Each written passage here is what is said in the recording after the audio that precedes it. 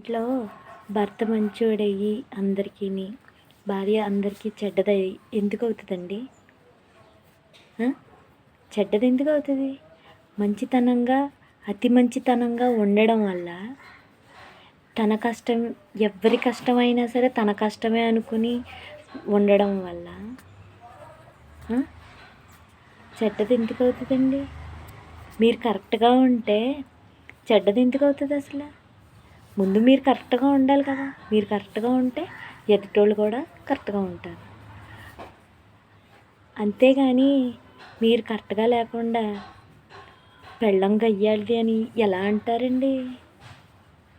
మీ ఎదుటోళ్ళు తప్పు ఉంటేనే ఇంకొకళ్ళు గయ్యాళ్ళు అవుతారు. అవునంటారు కదంటారా? ఫస్ట్ ఆఫ్ ఆల్ మనం మార్చుకోవాలి, మన మనస్తత్వాలు మార్చుకోవాలి.